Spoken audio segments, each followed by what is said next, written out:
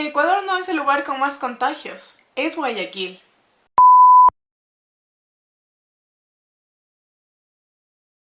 Hola, soy Maimonch y estoy muy contenta de hacer mi segundo video.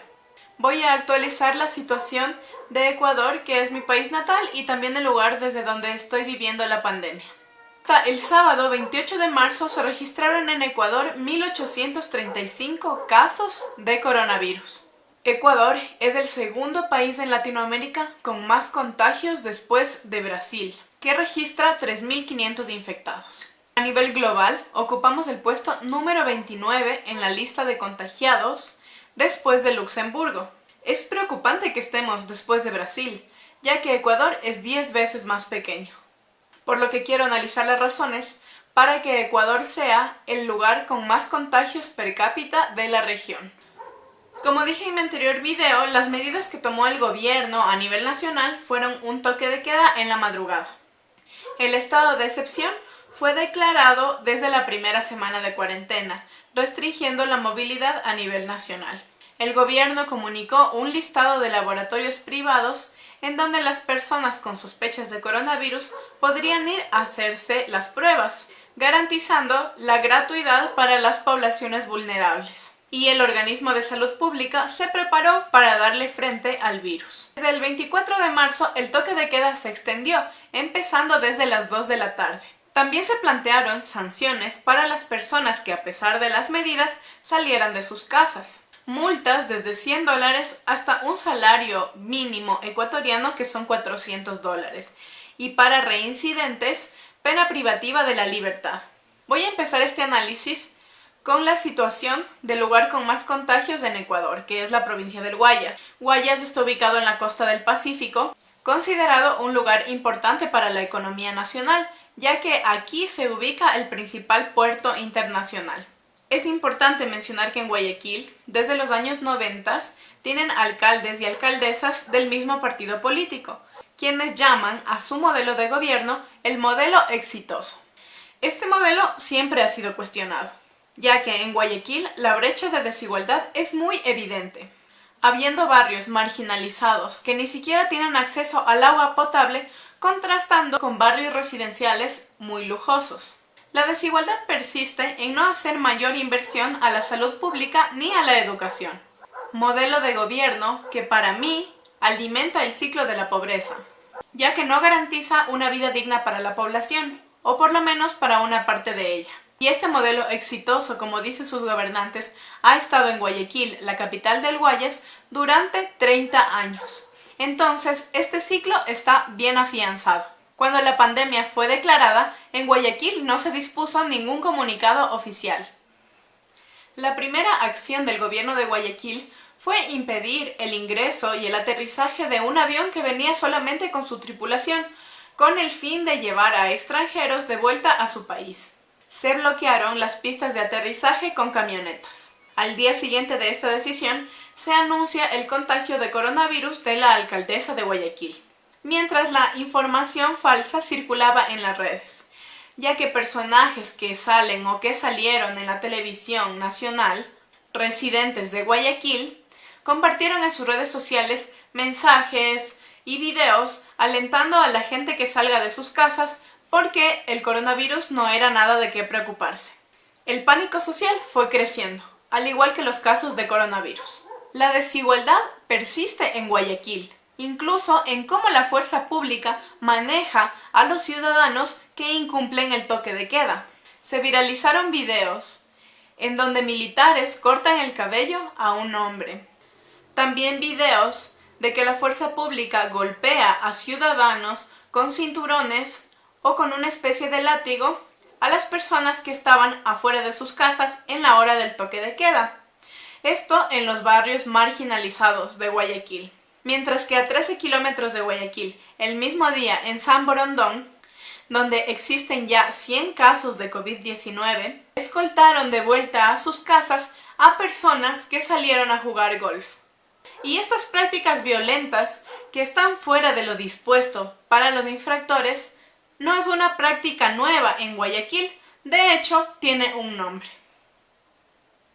Ahora hablemos de la segunda provincia del Ecuador con más contagios a nivel nacional, que es Pichincha.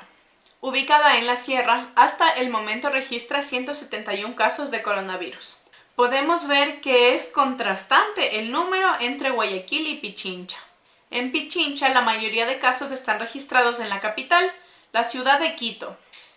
Entonces mencionaré las decisiones que la alcaldía de esta ciudad tomó respecto al coronavirus. 2 días después de que la OMS declarara al coronavirus como una pandemia, se dispuso la cuarentena a nivel de la ciudad y se abrieron espacios públicos para albergar a personas sin hogar. La alcaldía de Quito también aceptó el aterrizaje del avión que no fue permitido en Guayaquil. Y acerca de la desigualdad social en Quito, pues existe, pero no es tan evidente como lo es en Guayaquil. Desde el inicio de la pandemia se notó esta diferencia tan grande en los números de contagiados entre Pichincha y Guayas. Entonces empezaron comentarios separatistas, que no es Ecuador el lugar con más contagios, sino Guayaquil. El regionalismo es algo muy arraigado en la mayoría de la sociedad ecuatoriana. Una especie de patriotismo, una exaltación al lugar donde provienes, en este caso la ciudad, y ver a los otros como enemigos, y al otro lugar, en este caso la otra ciudad, como un lugar peor que el tuyo. Y esto ha sido parte del ecuatoriano promedio durante décadas, por razones históricas que no voy a mencionar en este video. La opinión pública está dividida entre tolerar y apoyar a las personas que por diversas razones no pueden quedarse en sus casas, o criminalizarlas y apoyar la violencia con las que han sido tratadas. En Guayaquil es de esperarse que la gente siga saliendo. Si sus casas no están en condiciones óptimas para el clima de la ciudad que bordea los 30 grados centígrados. Compartes un espacio pequeño entre más de 5 personas y si no tienes acceso a agua potable. A esto se suma la población de Guayaquil que no tiene un empleo formal, significando que viven de sus ventas diarias. Y a la falta de educación generalizada se le suma la información falsa y pánico en general que rodea al coronavirus. Todo este caos social, falta de educación y de acceso a la información alimentó el panorama de Guayas, en donde ya 5 alcaldes y alcaldesas han confirmado su contagio de coronavirus. Y uno de ellos, el vicealcalde del Cantón Salitre, falleció a causa de esta enfermedad. En el panorama nacional, las noticias son las siguientes. En plena crisis sanitaria, la ministra de Salud renunció a su cargo. Las fuentes oficiales han declarado hasta el momento 48 fallecidos por COVID a nivel nacional. Ecuador decidió hacer el pago de 324 millones de dólares de deuda externa en plena crisis sanitaria. Los asambleístas del Ecuador donarán el 15% de su salario que bordea los $5.000. La Federación Ecuatoriana de Fútbol no aceptó la reducción de sus salarios. El alcalde de Quito donó su salario para la crisis sanitaria. Se anunció la construcción de una fosa común en Guayaquil. La alcaldesa de Guayaquil cuestiona y pide al gobierno que se aclare qué está pasando en Guayaquil respecto al coronavirus a través de Twitter. Y a la crisis sanitaria del país se le suma la crisis política, ya que en los últimos 6 meses el gobierno hizo recortes significativos a 97 entidades gubernamentales, entre ellas la salud, de donde se recortó 81 millones de dólares. A diferencia de estos recortes en salud, se contrasta la grande inversión que el Estado le ha dado a la fuerza pública, que en los últimos 2 años bordea los 355 millones de dólares. Por estas diferencias en la prioridad del presupuesto, se ha evidenciado en la crisis sanitaria la desigualdad en insumos para manejar una situación de tal magnitud. Y circulan en las redes quejas de la falta de insumos médicos por parte del personal médico en comparación al abastecimiento de insumos de otras entidades. Considero que la fuerza pública y los profesionales de la salud deben tener igualdad en insumos, ya que los médicos están en contacto directo y en responsabilidad de los enfermos y contagiados, mientras que la fuerza pública se encarga del manejo de cadáveres y también de las personas que no acatan las medidas dispuestas por el gobierno. Hay mucho pánico social en general y falta de empatía con las personas que por diversas razones no pueden quedarse en sus casas.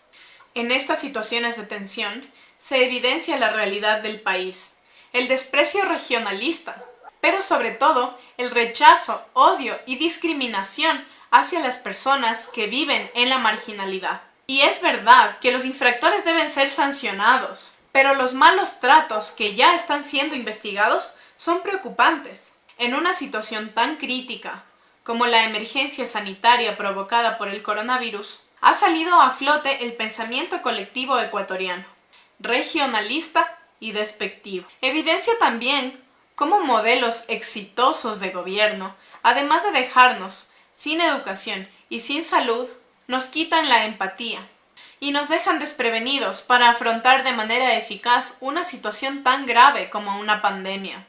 En un país que, según estadísticas nacionales, el 30% de la población no tiene todavía acceso al agua potable y el 45% de la población no tiene acceso al agua potable, saneamiento y educación sobre higiene al mismo tiempo. Espero que continúen bien y con todo lo necesario para afrontar el aislamiento. Y les invito también a ser empáticos con las personas que no tienen todo lo necesario. Déjenme saber en los comentarios qué es lo que piensan de la situación de Ecuador y cuál es la situación que ustedes están viviendo. Si te gustó este video, no te olvides de darle like y suscribirte.